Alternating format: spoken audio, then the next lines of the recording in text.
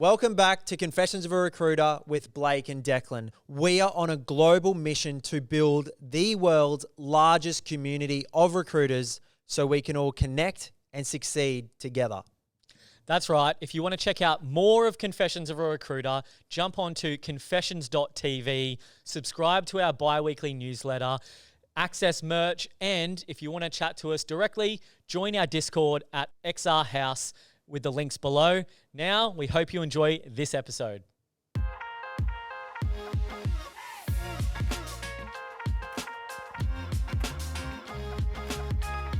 All right, well, thank you all for coming.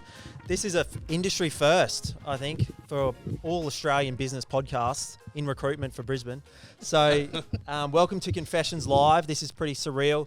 We kicked this podcast off 12 months ago, and now this is what's happened. So thank you all for being a part of the journey, and we can't wait for what's to come. But tonight, yeah? No? Oh, yeah, you know what?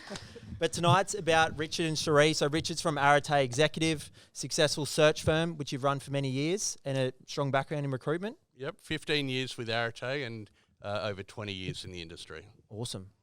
Great to be here.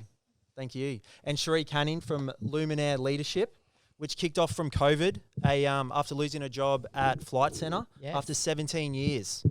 So, and made something good out of it, which is awesome. So a lot of leadership and executive high level stuff we were going to learn tonight. So thanks so much for coming. Thank you. Thanks for letting me be the non-recruiter in the room as well. Thank you. Are you the only recruiter that's, are you the only non-recruiter in the room?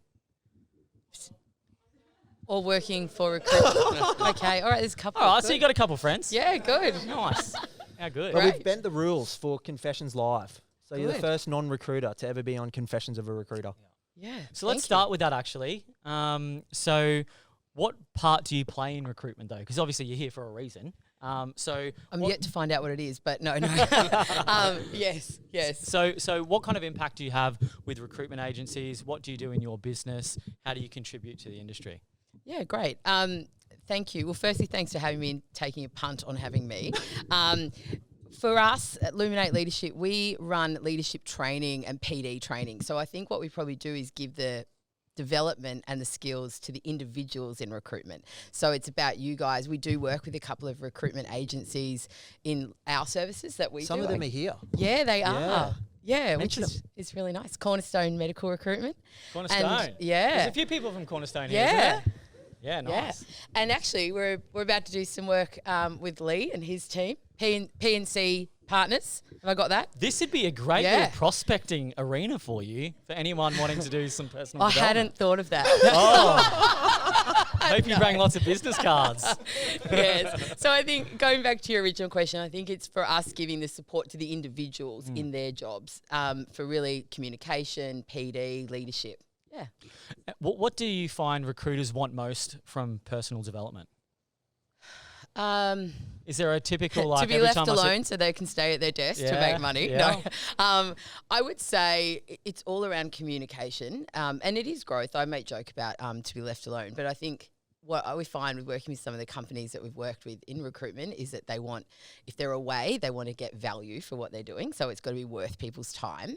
But it really about communication. So it's funny, like across all industries where I guess industry agnostic really, humans are humans. So I think we have the same challenges, whether it's dealing with conflict, whether it's having great one-on-ones, it's giving feedback, it's what did we talk about yesterday? I think it was with Cornerstone yesterday, and we were running effective meetings and your personal brand as a leader, knowing your values, talking about above and below the line leadership, you know, when you're not at your best, what's coming out. So all of those self-leadership, leading your people, leading your business traits that, I think they're all human elements. Yeah, awesome. And so what level of recruiter do you focus on training or developing most? Is there a kind of a bread and butter?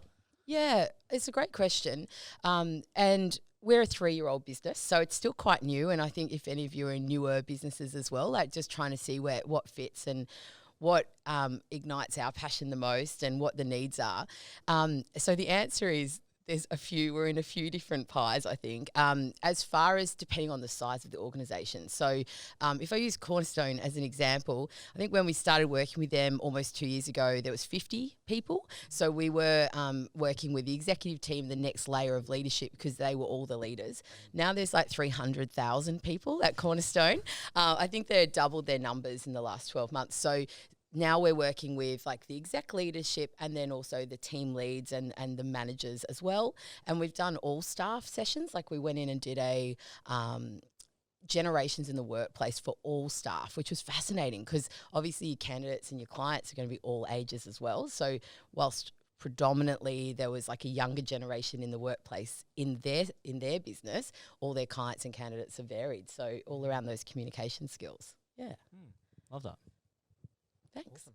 Thanks. And Richard, mate, when it comes to executive, what main roles are you focused on recruiting, and does your team specialise in? We're a retained search firm, a headhunting firm, and we probably traditionally we would have started at about 150,000 in salary, and then gone right up to CEO and board roles.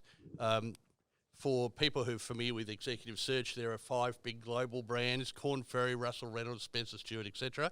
And once a role is in the sort of $1 million plus salary, it's probably a bit above our pay grade. But certainly, I mean, at the moment we're recruiting a couple of 500,000 base salaried roles. One's a CFO role, one's a CEO role, and then we also do sort of mid-level technical leadership roles in that mid-100s level. Yeah, nice. What are the fees on a 500K salary?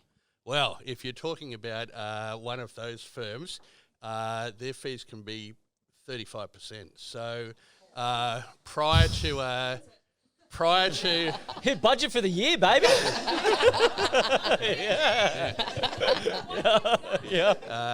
prior to COVID, I was in conversations with some of those companies about potentially joining them. Well, actually a fair bit before COVID, and at the time their average placement fee was 140,000. Wow. Yeah. So we're not at that level. we're competing in the more modest end of the market. So I mean, just ballpark 50 to 100K fees usually. For those roles, yeah. Yeah. Wow. That's Yeah. awesome. That'd feel good to get one of those puppies. Well, when you've got 7 mouths to feed, you need a few of them to keep everybody fat. But yes, it is good. We've got one client which is an ASX 100 company, and we've placed over 100 roles with them in 2 years. But Wow. our fees are nowhere. It's a scaled back solution that we offer them. So, yeah. How did you get into? Oh, we've got a couple of. Yeah, here we go. Yeah, we've got a. I'm just going to quickly repeat that. summarise. I'll quickly Right. repeat that question because it's getting recorded through this. So, to paraphrase that, if you place a 50 to 100K placement fee role, what is the replacement guarantee? Do you give a refund? Do you replace the role? What does that look like? So we never ever refund. Nice. Never. Nice. And- Suckers.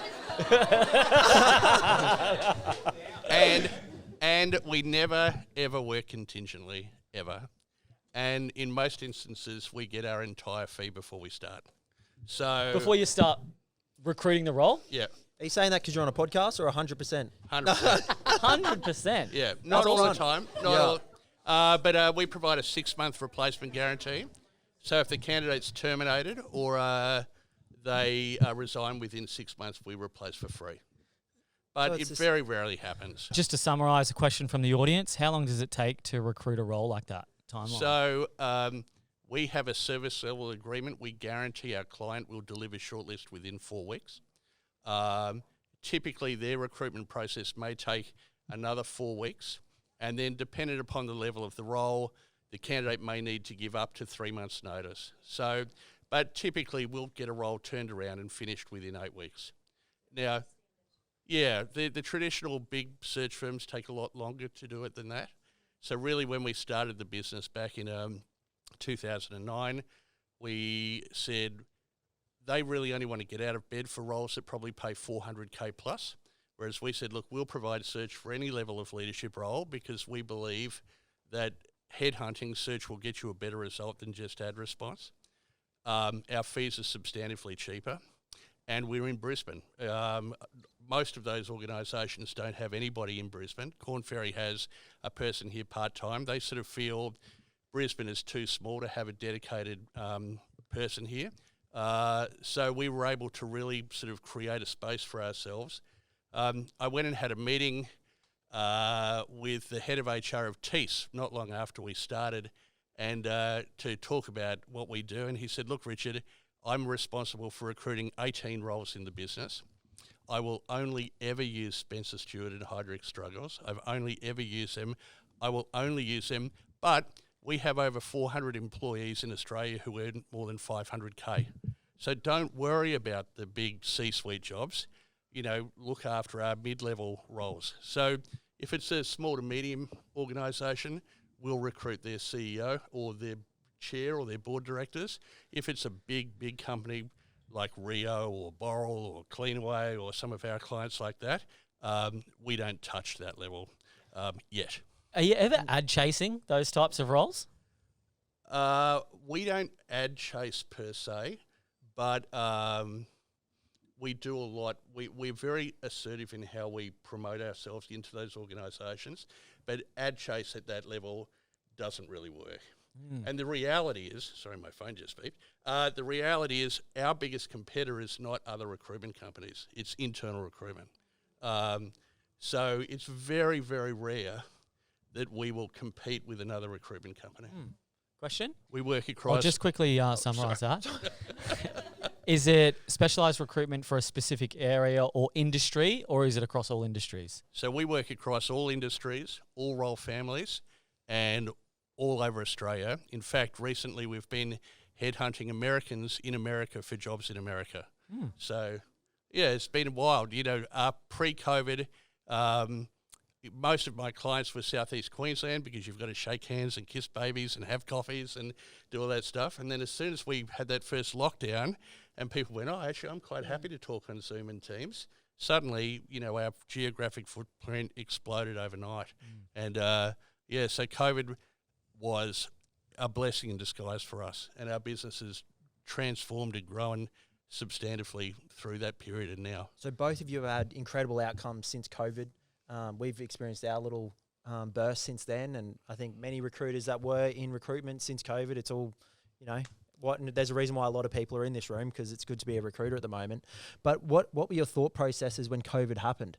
Where was your head at? Because it didn't just go bang straight away. What was what was happening? Thanks. Okay. Thank you. So I was working in travel at the time, and as you mentioned, I was there 17 years at Flight Centre, and I was literally in my dream job. I'd been back from mat leave for a couple of years, and I was doing leadership training, and I loved it, loved everything about it. And my husband also worked at Flight Centre at the same time. And so things were slowing down in March, and, you know, things were on hold then, and you're kind of getting a sense of something is brewing. And we both got the call on the same day at different times on that day to say we're on stand down indefinitely. So you both? Both. Oh. Same day. Wow. Same day. I was leadership development. So I was training all of the back-end support businesses. So at the time, there was about 2,000 people. So it was all the people and culture, marketing, finance, IT, everything that wasn't front-end sales. I'd spent a lot of time in front-end sales over the years, but that's where I was at the time. And my husband was in procurement, so he had a dream job. Like, he was negotiating rates in Fiji and Cook Islands for a living, and, you know, obviously had to experience the product to do all that. I just happened to need to go on leave all the time with him and my daughter. So it was amazing. Literally just loved it. So we got that call, stand down. And, yeah, there's just a bit of a scramble, I think, to go, well, and I'm a natural optimist to a fault sometimes. It's like, oh, we'll be back in no time, like some of us probably thought. Next day, I got this random phone call. Flight Centre had leased out 3 floors of the building. So if you're familiar with the Flight Centre building over in South Banks, 14 floors. It was sole use of Flight Centre at the time. And they leased out 3 floors to what I just call a crazy call centre, which basically a pop-up call centre, which was support and triage for the government. So when people were calling those hotlines saying, I've been impacted by COVID, we were the triage company. And our room was the 3 flight flights of Flight Centre where there's 1,000 people in person. So everyone else was getting locked down. You can't go anywhere.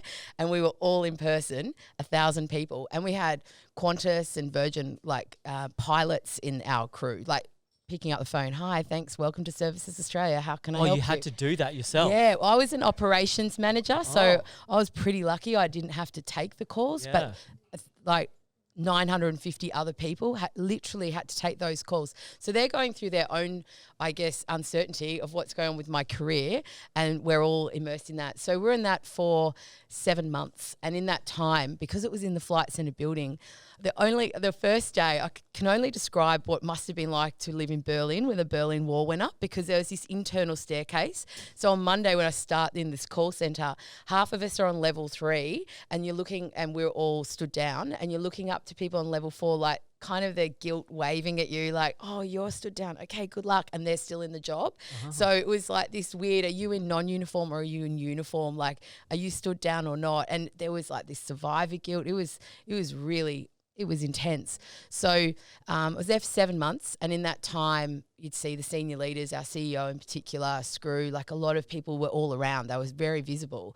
And there was no way that the leadership training for the back-end businesses was coming back like anytime soon, when the company was basically fighting to survive, full stop. So yeah, that was a challenging time, if I'd say that. Can I ask slightly. you a question? Yeah. Declan and I feel like COVID was a huge blessing in disguise. Yes. And for our businesses, for Vendito, a couple of Vendito people here tonight as well. Shout out Vendito. So we used to probably not run as lean as we should as a recruitment agency. Spend a lot of money here, get this tech there, buy things there. And it was all kind of, I think we had a 400 square meter office, and there was like, during COVID, there was like 4 of us. So we had one person per 100 square meters. It echoed in the office. We had 5 meeting rooms. We had more meeting rooms than staff. You've taken the distancing a bit too far, I think. Yeah. And so COVID happened, and it kind of made me kind of wake up to excess spending, because everyone had to reduce costs straight away.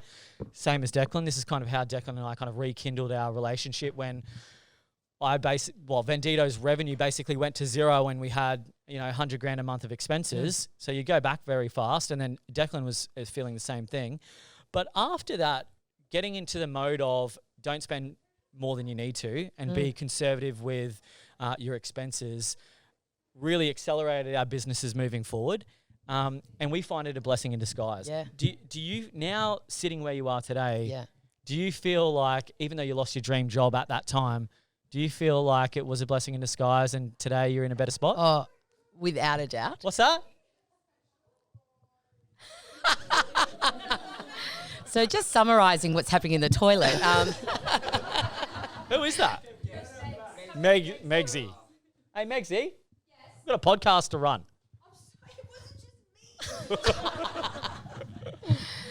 Sorry. For me, without a doubt. I think often people say, would you have started your own business? And honestly, it was never on my radar, ever. What I was passionate about was the work I was doing, and all I wanted to do was find a job to do what I'm doing now. And I applied for over 30 different positions, and it was pretty demoralising. With recruiters? No. No, not with recruiters. No, I didn't. It was just direct. Just direct. Just direct. Yeah. Okay. Well, if I knew now what I knew, like if I knew then what I know now.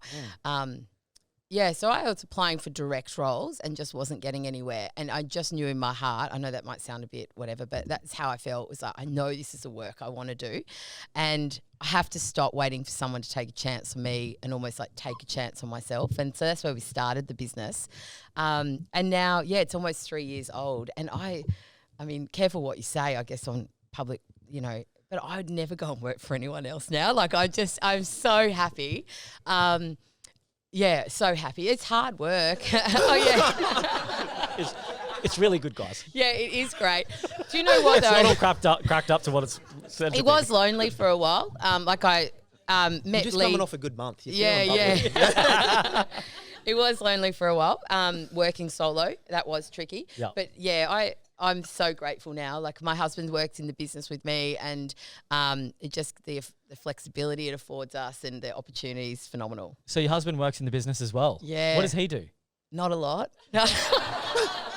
He's actually away playing golf. Oh, really? Yeah. You got to send him a I pic. shouldn't say that because he will. Yeah, Yeah. that's right. I know. He'll be so proud. No, he basically works. He does.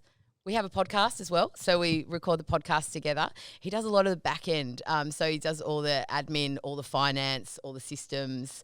I think he's still trying to work, honestly, I think he's still trying to work out what he does in the role because I think he's just still wanting to find a bit more passion, possibly, a bit more purpose. But as far as the business, he loves it and he believes in what we're doing. I think I just have the fun part of the job and he has the behind the scenes making it all work. But he loves the podcast, so... Lead with Courage is our podcast. If you're looking for an extra podcast on your drive after this episode, Lead with Courage. Lead with Courage. Love yeah. it. And Richard, you've got a podcast as well. I do. Yeah. The Arate podcast. Nice. So, yeah, we've done over 200 episodes. Wow. And Hey, you're more seasoned than us. Arete. Arete is a Greek word. It means the fulfillment of one's full potential. Nice. And so when we were starting the business way back in 2009, we were typing into Google, what are words like fulfillment or achievement or whatever, and this word came up, Arete, and it was, wow, what does that mean? And we fell in love with it, and now there's an Arete fit-out company, there's an Arete wine company. You've broken up to many divisions. I'd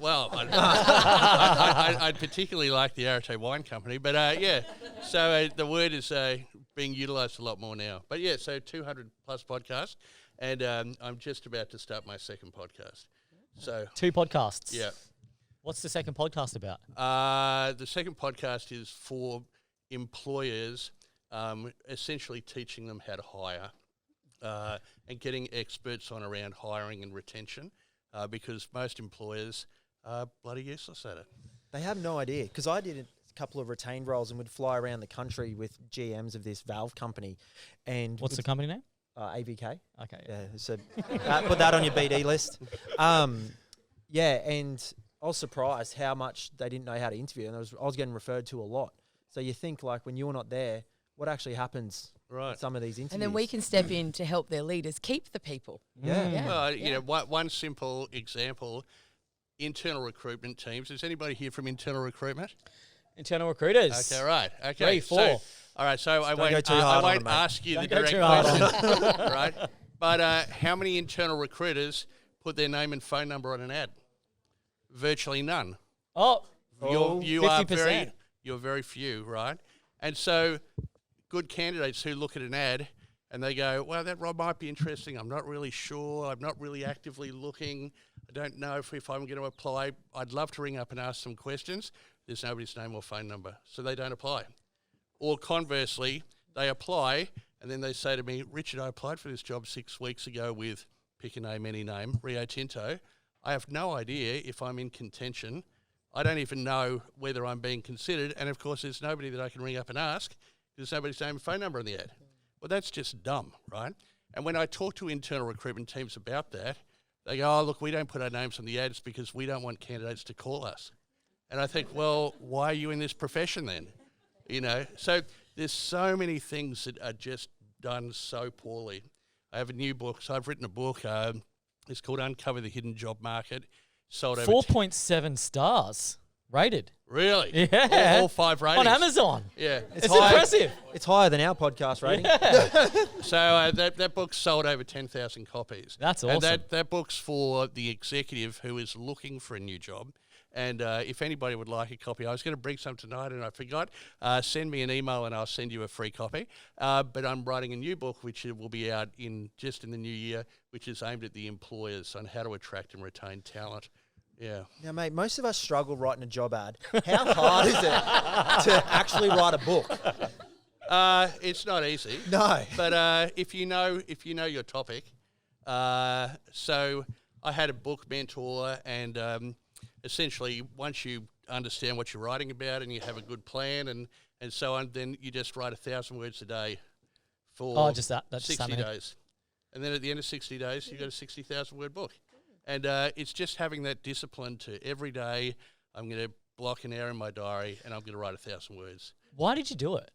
Well, the main reason I wrote that first book, and it continues to bring me absolute joy, I probably get close to 30 people a week who send me an email or ring me up. Oh, Richard, I was talking to my mate Fred, and I'm looking for a new job, and I'd really love to come and meet with you and get your advice about the job market.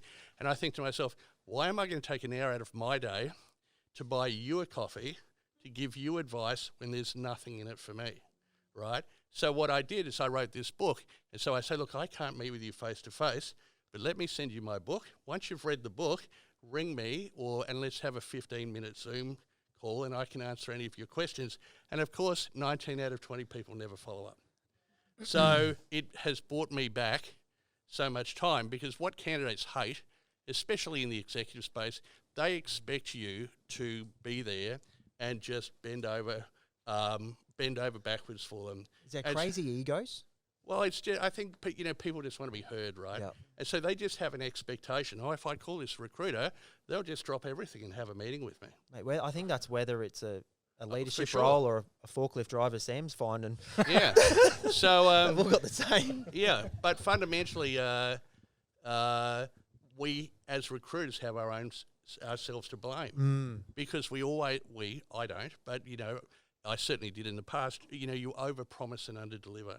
And then what happens is the candidate gets pissed off because they come and have a meeting and the recruiter says, oh, wow, far out, Mary, you're such an awesome candidate. I'm definitely going to be able to place you. And then they don't return phone calls or emails. And so, of course, the candidate is sitting there going, that recruiter's just crap. But they're spinning like 20 plates at the same time. Of course. So the thing... How do you do that? How do you get over that well, barrier? it's okay. You write a book. Well, that's one way. So I run a monthly webinar. It's called Ask Me Anything, and so I say to people. So I used to say to people, look, I do this webinar every month. It's free. Come along, and I'd have about 120 people register, and then maybe 10 people would show up. And you think those 120 people all wanted an hour of my time, but come along. So I changed it. I made it $18, and the whole $18 goes to charity. So so I say, look, it's $18, and so now instead of 120 people registering, 12 people register, and of those 12 people, 6 show up, and you think to yourself, candidates, and don't get me wrong, we've got to love our candidates because that's how we make money, but they almost expect you to find their job for them, and we've developed this sort of relationship where people just expect, oh, the recruiter will look after me. So you create barriers of qualification throughout the process. Is anyone interested in doing their own podcast, creating their own webinar, writing their own book? I feel like that would be a really awesome way to build credibility and authority in your industry. Completely. Get leads. I think that's a really good lead magnet, really, to say, hey, I've got a monthly webinar. You post it on LinkedIn, like Confessions. Hey, we've got a weekly podcast, that kind of thing, where you could probably get qualified candidates that otherwise you wouldn't have known about if you didn't do those avenues. Look, I mean, the thing is that, again, I work in a very different space, but I do a bi-monthly networking drinks function at the Brisbane Club. I host the Brisbane Long Lunch Club, where we run a long lunch once a quarter. I do the webinars, I've got the book, I've got the process. So all of these things is for me to predominantly invest in the candidate whilst reducing my one-on-one time. It's because at the end of the day, how many recruiters say, oh, today's candidate's tomorrow's client, right? Everybody says this phrase, but most people don't actually live it, right? Today's candidate's tomorrow's client, but I actually won't return their phone calls, right? So when I started in recruitment, I started at Hudson way back in the day, 20-odd years ago. I worked out literally within a month, if I wanted to be better than 9 out of 10 recruiters, I only needed to do one thing, return people's phone calls. And even now, I have CEOs of ASX 100 companies who say, Richard, when I was in my role, the recruiters were bashing my door down for my work. Now I'm looking for a job. Nobody will even return my phone call. And I just think how short-sighted are recruiters. It honestly, if you're not prepared to return people's phone calls, do not work in this industry. What's some advice that you can give to recruiters that want to have like an X factor? Because a lot of recruiters, they'll do some BD, they'll float some candidates, and they'll do the tasks and duties generally of their job. But not many recruiters are thinking about the X factor. What can I do over and above than just what I'm doing and what I'm taught to do to stay in my lane, to either get more authority, get more credibility, get more repeat clients, get more repeat candidates.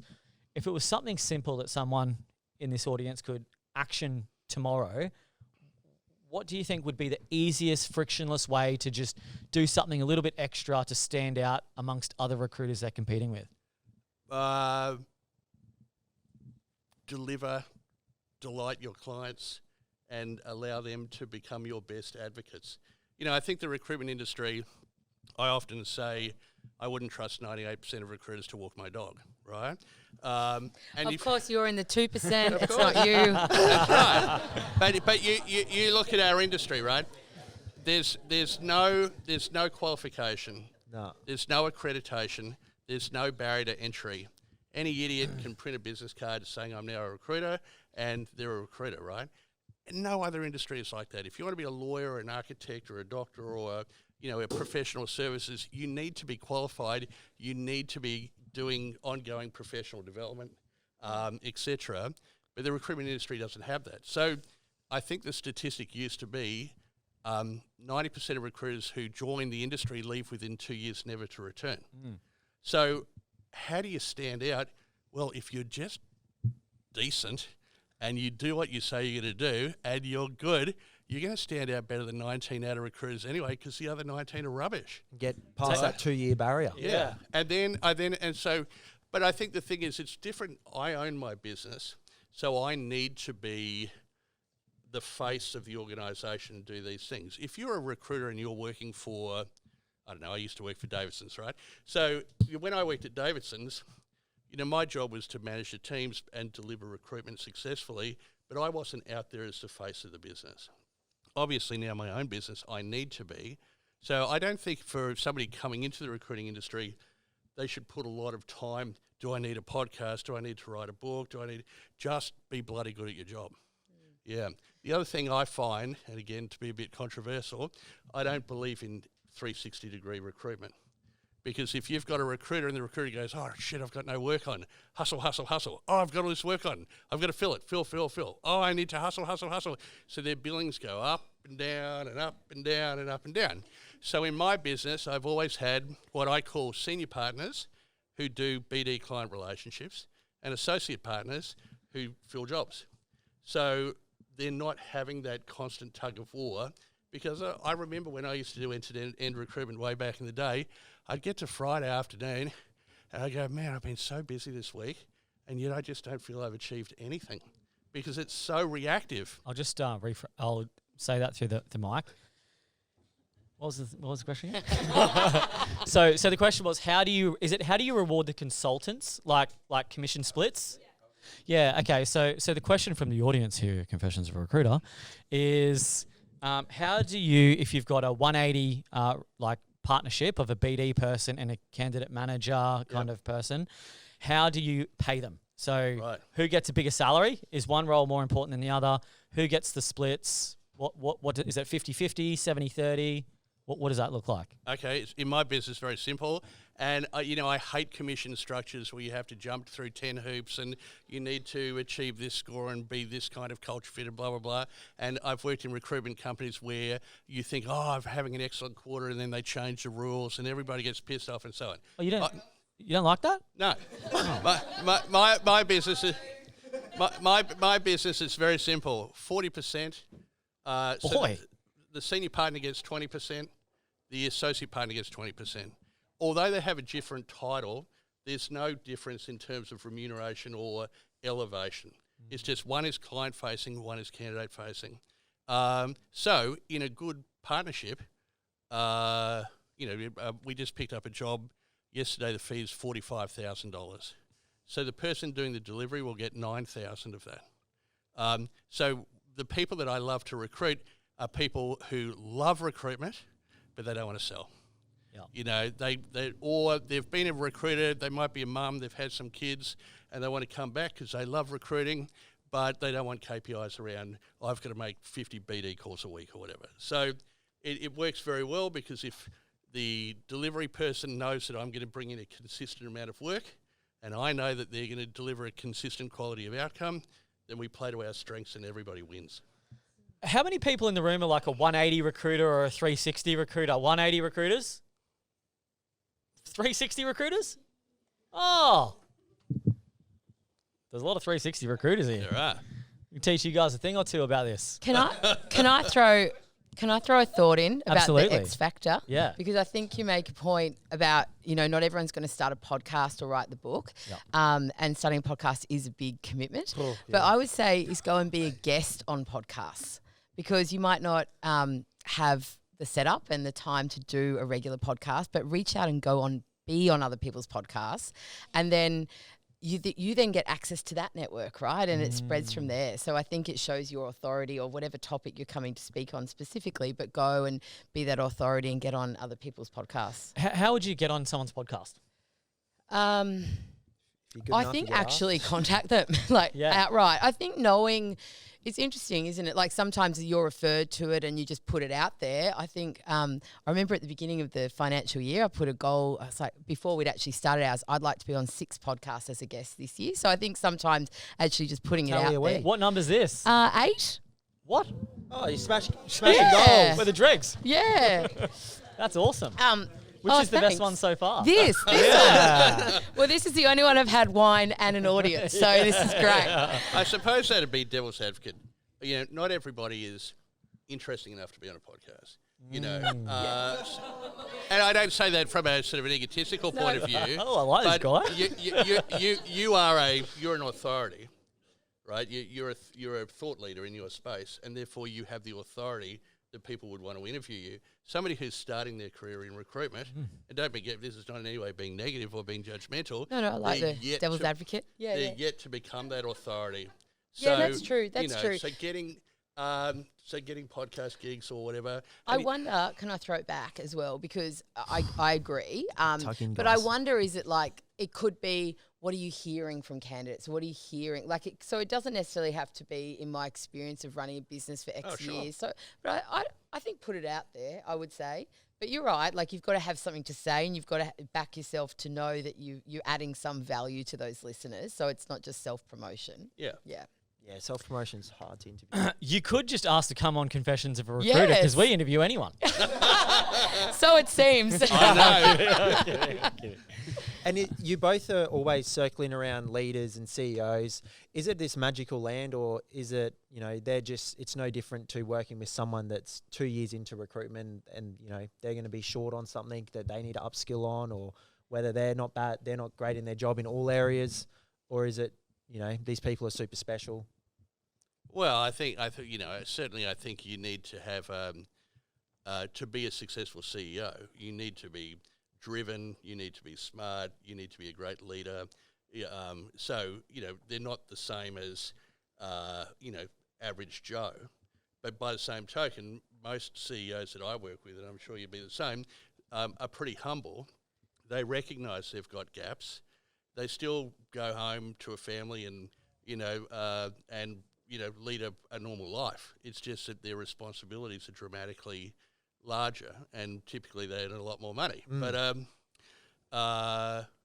yeah, so recruiting it's interesting. You look at a lot of recruitment companies, and their fee structure is, if it's a roll up to 120 grand, it's 12%. If it's 120 to 180 grand, it's 15%. If it's so the higher the level of the role, the higher the percentage. The reality is, the higher level of the role, the easier it is to recruit. Oh, great. I tell you, it is so much easier to recruit a CEO than to recruit a salesperson. So how do you recruit a CEO? Like, how does someone... I've always fantasized with the idea of just floating a couple of CEOs to a couple of other companies. Well, you don't float. I'm just joking on that one. Just reverse market my 4 CEOs this week. But how does someone go, okay, I want to get in C-suite recruitment, I want to get in executive recruitment? I'd imagine it's quite daunting for a 26-year-old to start having a chat to the CEO of Flight Centre and trying to build a relationship. Well, sure, for sure. You would, and I actually had a young guy working for me, and I think he was 23, and he goes, Richard, well, everybody calls me Triggsy. He goes, Triggsy, I just got a meeting with the CEO of Ergon. Can you come with me? I was going, yeah, I think I should go with you. He's a very enthusiastic young gent. But Look, you need good mentors. You need to go and work for a company where you can actually be mentored and developed into that. You're not going to get that working at contingent desk at Hayes, right? And again, nothing wrong with Hayes. They make a lot of money, and if you work there and you enjoy it, all power to you. You know, I was fortunate. I worked for Davidson's, and I had Bruce Davidson as my boss and mentor for 4 of the 5 years that I was there. And, you know, it's an incredible experience. But also, I had a university degree, I had an executive MBA, I'd had C-level professional experience myself. So I can go and have a conversation with these people as a trusted advisor rather than just a recruiter saying, oh, I've got any vacancies I can fill. But, you know, if your aspiration is to do that, then go and join a company that does it and learn by osmosis. I would much, much rather do what I do than work at contingent desk at Hayes. But I know people who work at contingent desks at Hayes and they love it and they make great money and they would never want to do what I do. So different horses, different courses. And how, like a lot of, you know, we've learned reaching out to people is the key to get anything in life. Like that's where the magic is. But so many people get reserved, or they're like, oh, you know, they speak for their client or the potential mentor and say no, they shouldn't. What advice would you give to, you know, everyone here and listening that, you know, how do you find your book mentor? How do you find leaders that you can be better recruiters from, or whatever skills? Like, how do you muster up the courage to actually ask for help? Yeah, it's a great question, and I think that there's a few layers with mentorship in a way, because I feel like we can actually all learn so much by reading books or listening to podcasts from leaders or people who are in the fields that we admire. So I think we can get mentored from afar, and that's free. Maybe not Audible subscription, but, you know, otherwise it's free. I do think it's worth looking around. Like if you sit there and go, I don't have a mentor, I'm not paying for a coach at the moment, where do I find someone? Like, do you know there's so many, in particular I've noticed this for women, I don't know how much for men, but there's so many groups. Like there's a thing called mentor walks. Has anyone heard of mentor walks? It's here in Brisbane, and it's like a walking group, and you just go walking with people, and there's mentors and mentees, and you go together and you meet people, and it's free, so you're out in the outdoors and you're just talking. So there's actually quite a lot out there.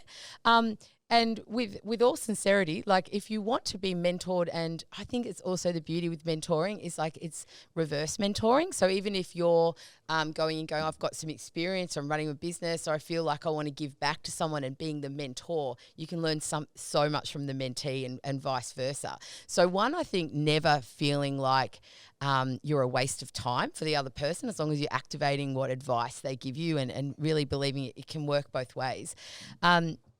And we do a lot of work with LSKD, the clothing brand. And one of the things we set up with them, and it's about to come to a close next week, and we're going to relaunch it, is like a mentor squad, we're calling it. So we've connected people in our network with their leaders and their emerging leaders in their companies. So we have like a range of just random, diverse, incredible humans who are just giving their time to these people in LSKD who are just like soaking it up, and vice versa. I think we're going to relaunch. I believe we're going to do it again. And no one's making any money from it. It's all paid. It's all voluntary. But if you want to like link on LinkedIn, if you want to connect later, I think we're going to be doing that again. And if not with LSKD, even with our own Luminate community, because I just think people want it. And yes, you can go and pay for a coach or a mentor, definitely. But I think some of those mentoring, it comes organically and definitely, you know, admiring from afar, but also I think it is tricky, like you say before, people wanting your time all the time, but maybe sometimes just having the courage to pick up the phone. Like if I go with, I don't know how much you know about LSKD, but they're probably a brand that I love sharing their story and what we do with them. And their founder, does anyone know their founder, Jason Daniel? I've done a podcast with him. Yeah, he's a weapon of a human. Like what did you say? I did a podcast with him a few years ago. Did you really? Yeah. Were you on his? He came on mine. He came on yours. Yeah. Look at Your that. podcast a few years ago. Oh, You cheated on me, mate. Have we just unearthed did as something? well. Jerry. So one of the things, like he is... You try things and not everything goes well. Yeah. He's probably come a long way too. our podcast with him actually went live yesterday, and they read so many books in the company, and that's his thing. He's like, I just need to read books to learn, because he was a tradie and a carpenter, and all of a sudden he's running this one of the fastest growing businesses in Australia. So, point being, he then starts just reaching out to people and saying, hey, I'm really interested to learn this or learn that. And then they'll go to other people's warehouses and go and find out. They'll go to other people's offices. He contacted me and said, Shez, can you hook me up with Screw, the CEO at Flight Centre? I'd love to meet him. And so I think it's just also the generosity. Like if you can connect people. Literally today I had another request, someone wanting to meet Jason, and he's really obliging too. So I think it's obviously not from a long-term mentorship. I don't know that he's got that much abundance of time, but for a coffee catch-up or a 25-minute chat, I think just having the courage to ask. You had a question? You were doing this? Agreeing. That's her agreeing. Yes. I was with him today, which sounds really bad. I facilitated a workshop that he was in today. Yeah. That guy is incredible. Today he's speaking for a Movember function, and he's an ultra runner. He's going to run around the LSKD block. It's 100 Ks. I think he's doing it 60 times through the night, like raising money for mental health. And yeah, they're a great bunch of humans. Yeah, I think that's a really key takeaway for anyone that wants to become a better recruiter, a better business person, whatever it might be, is to just get the courage to reach out to someone that might look good on socials. I mean, my experience in reaching out to someone for my first mentor, does anyone know Sean McCambridge at Stellar Recruitment? Yep. So I started Vendito with like 14 months recruitment experience, very seasoned, and very seasoned. I knew everything, and I didn't intend to start a recruitment agency. I just kind of fell into it, and so when I first started Vendito, I had absolutely no idea what I was doing, and I looked at Stellar Recruitment, and I looked at, he had like, they were been around like 8 or 9 years at the time. This was like 6 or 7 years ago. They'd been around for 8 or 9 years. He had like 120 recruiters. And I was like doing the maths. I'm like, this guy's hiring like 4 recruiters a month and not losing anyone for like 8 years straight. He must be doing something right. And I sent him a cold email one day and just said, hey, really admire, what you're doing at Stellar Recruitment. Looks like you got a great brand. Would love to, catch up for some lunch or a coffee, and I'd love to pick your brain one day. Didn't hear anything for 2 weeks, thought it was a waste of time. And then one day he just responded back to me and he's like, yeah, mate, let's catch up at the Hilton, grab a lunch. So we ended up catching up and having a bit of a chat. He bought my lunch, and then I said, look, do you mind if I ask you some more questions next time? He's like, yeah, mate, sure. And I came up to his office in his boardroom, and a couple of his staff met me, and I was probably like 3 months into starting my recruitment agency. And I basically had a list of like 48 questions and a voice recorder. I'm like, you don't mind if I record you, do you? And he's like, oh, okay, mate. Don't even sign a disclaimer. Yeah. He's like, oh, okay. I was like, all right, how much cash in the bank should I have before I start my first employee? That'd be a good episode to release. What? Yes. You can release that as a good episode. Mate, we should get him back on and ask him what I actually recorded. 48 questions. Yeah. Let's release it. It was on like a really old Samsung Galaxy. Yes, I'm a Galaxy person. But yeah, that was my first experience in reaching out to a potential mentor. And I actually didn't realize how generous people in higher level positions are with their time. Like most people like feeling useful, and contributing and providing value to people. Yeah. And as long as someone's not like, taking the piss and wasting your time and will genuinely, action the results. Yeah, agreed. Reaching out to someone that you think you'd get value out of, just to say, hey, I like what you're doing, would love to catch up for a coffee, is a really good first step into trying to, step outside your social network or your bubble to try and increase your learning and development. Is this a question now?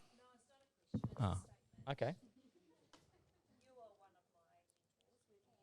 Oh, thank you, Lisa. Oh, thanks, Lisa.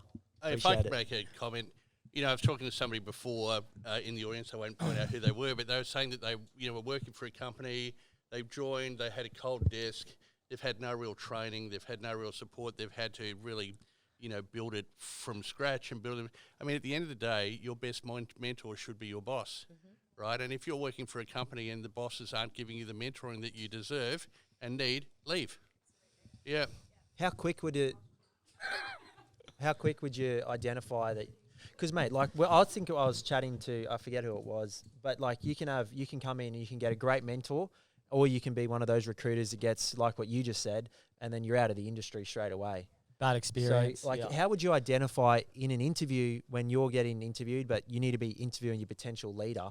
How would you identify if they're even a good leader so you don't end up just sold a dream and away you go? Well, and unfortunately, the recruitment industry, you know, they blue sky people all the time. Oh, come and be a recruiter. You're going to make so much money and you're going to change people's lives. And it's the most awesome job in the world. Oh, I forgot to tell you there's this thing called sales. You actually have to. And so people come in and it's the blind leading the blind, right?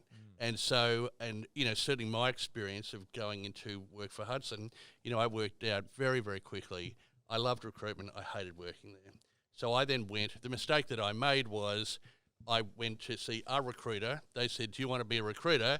And I joined that company. I didn't go, I want to be a recruiter. Maybe I should go and talk to 8 recruitment companies. No, I did the same thing. So the next time I actually went and I think I was interviewed by 7 companies. And at the time, Davidson's was quite a small boutique bespoke company. And I just felt the quality of the leadership and the culture was there, right? Now, Davidson's changed dramatically, you know, after that. I don't know that I could necessarily say that now, but certainly at the time. And so I think, you know, whatever role you're being interviewed for, whether it's being a recruiter or being a CEO or whatever it is, to ask the question, you know, if I'm new to this industry, how do you mentor your new people? What have been some of your successes? What have been some of your failures? And actually, you ask the right questions to elicit, do you actually really want to work there or not?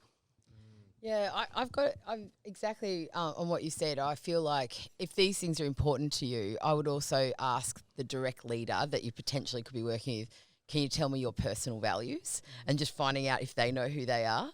I'd ask them, because I think if you go, do you offer this, or what kind of things do you offer, they're probably going to get some pretty good textbook responses. But then if you like, can you tell me about the last person in your team that didn't work out? What happened? And just see what they say.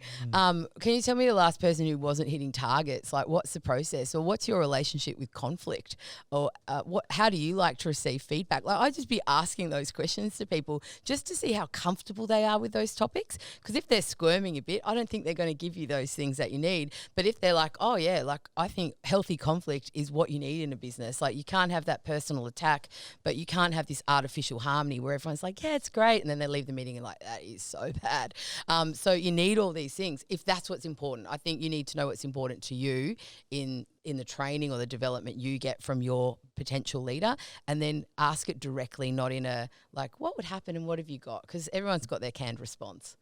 And they immediately go back to like what you said, promising them. Oh, got great mentoring, and it'll be side coaching with you, and you're like, yeah, in what spare time?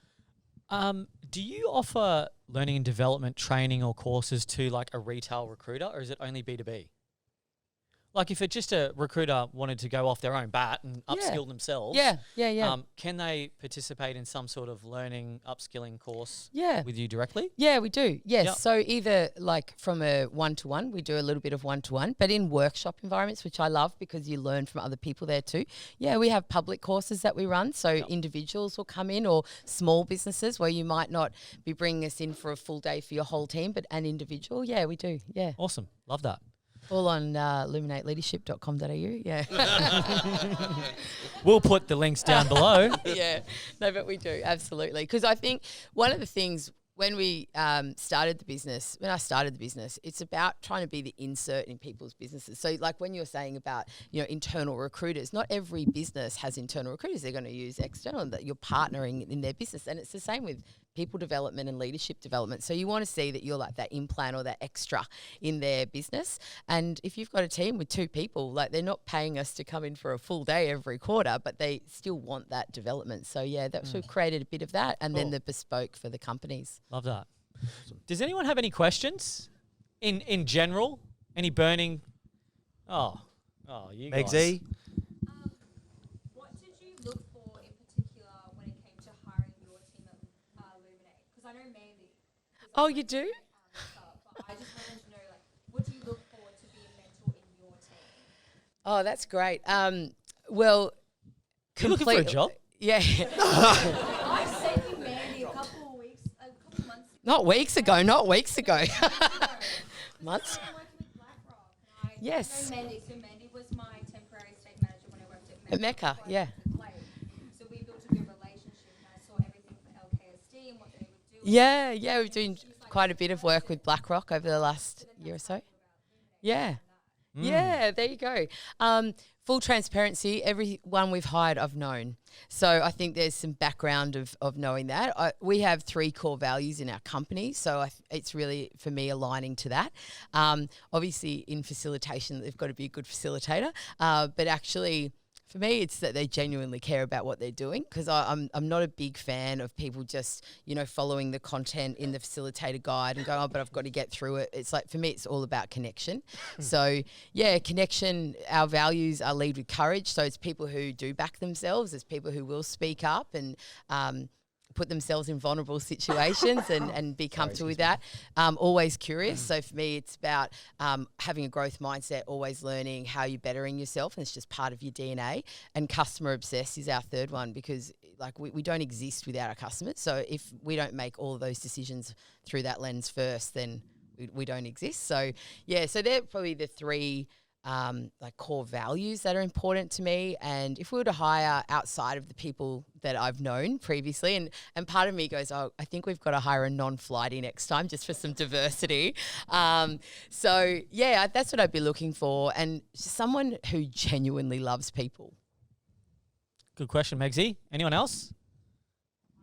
Let's go out the back.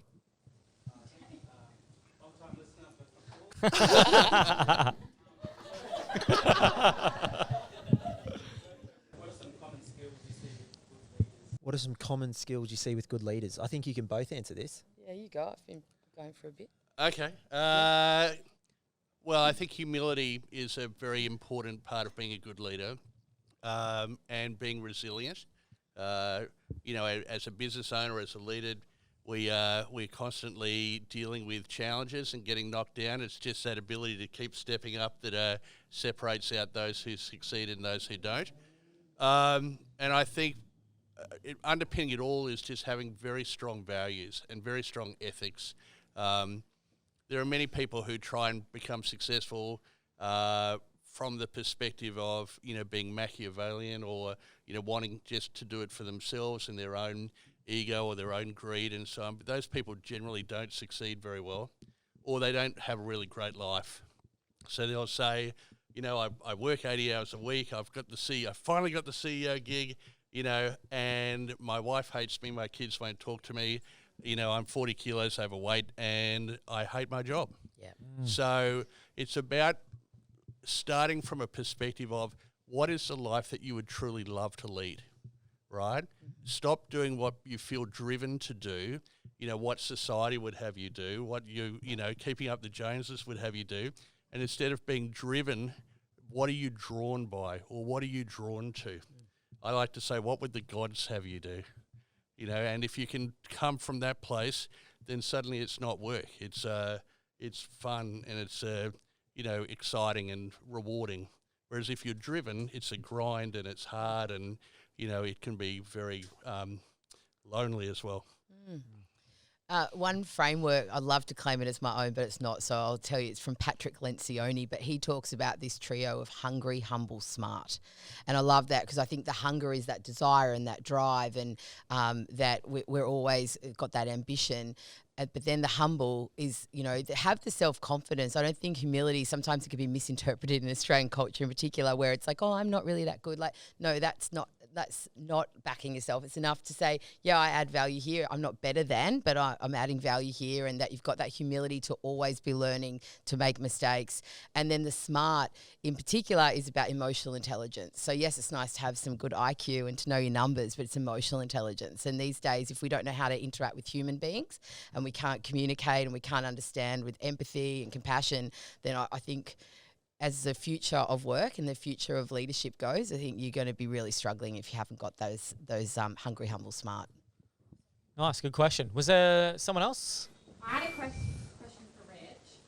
How did you get into recruiting CEO roles from maybe when you 20 years ago were doing not CEO roles? Like, what made where the money is, baby.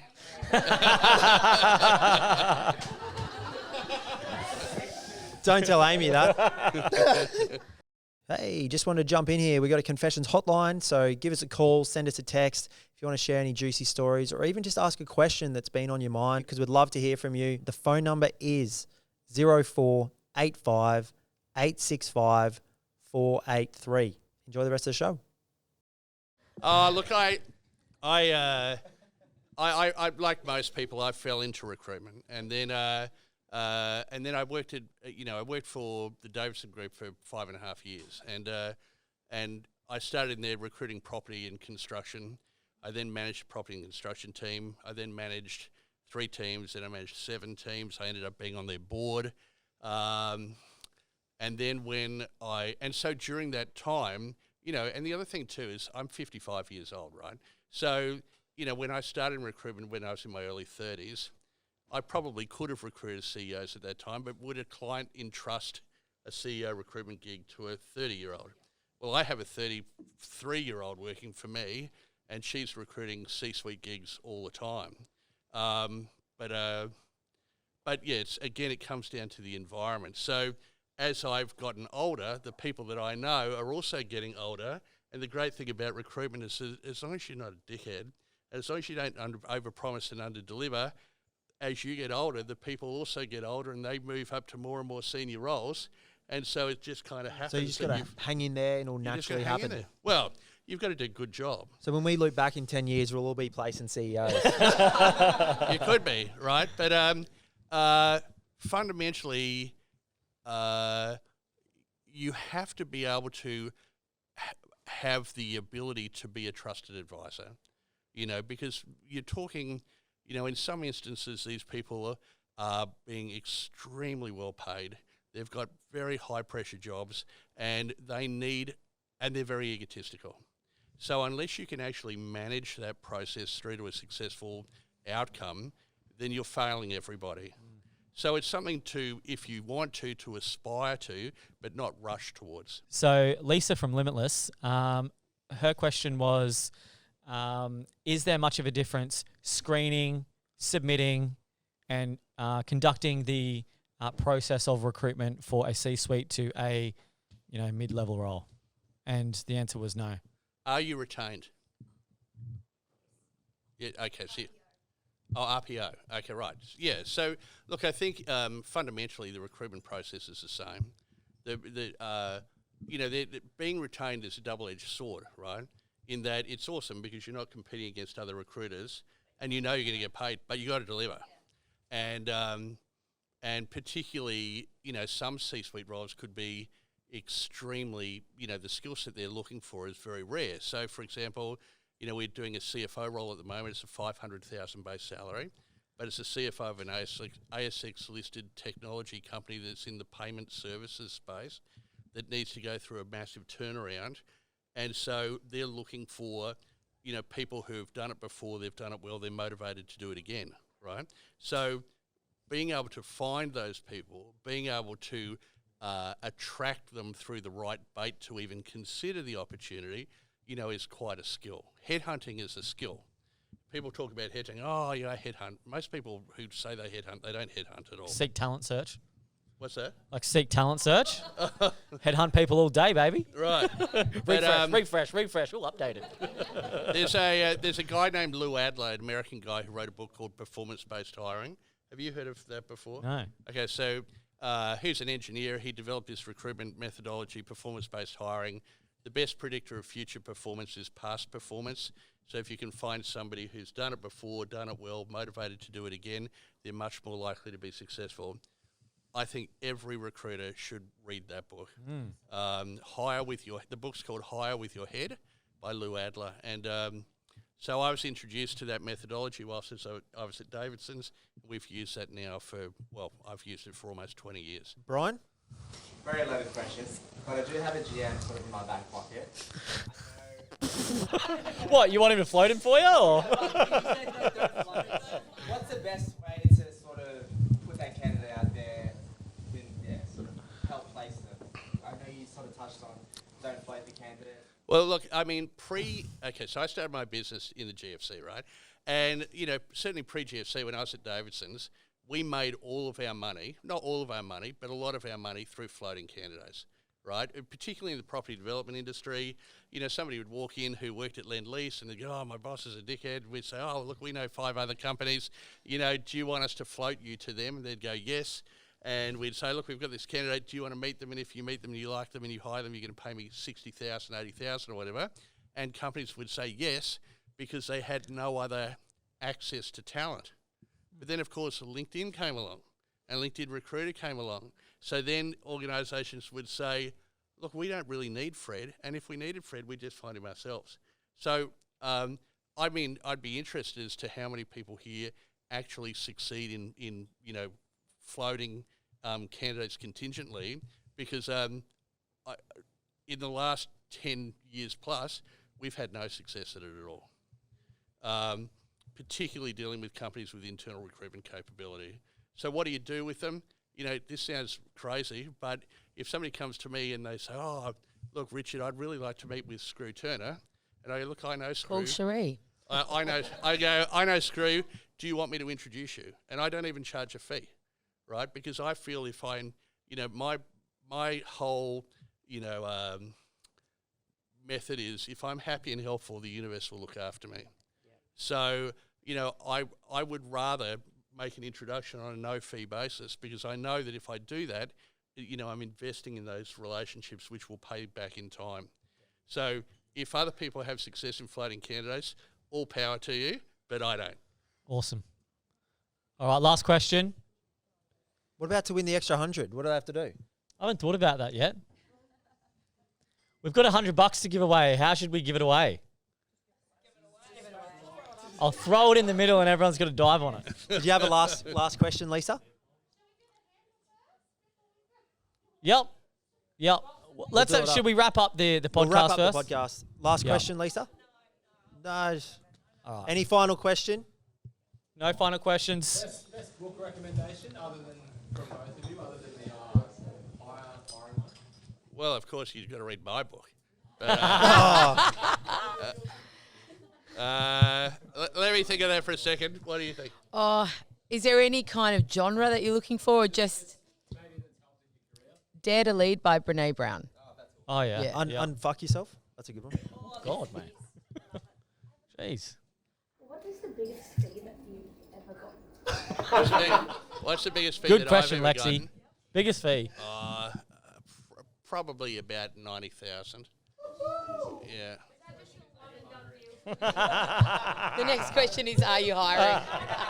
And yes, we are hiring. Awesome, guys. Awesome. Well, thank you very much. This has been an awesome podcast. Appreciate everyone coming out to Thank Is visit. it live? Should this be done again? Oh, woo! Weekly? Thank you, Rich. Thank you, Cherie, Thank for, you so for joining. much. Thank you. It's been Appreciate it. awesome to have you both here. And thanks for tuning in to Confessions of a Recruiter. Thank Live. you. Thanks for tuning in to another Confessions of a Recruiter podcast with Blake and Declan. We hope you enjoyed and got a lot of value and insights out of this episode. If you do have any questions or you would like to recommend someone to come on the Confessions podcast, we would love any introductions. And remember the rule of the podcast: like, share, and recommend it to a friend. Until next time.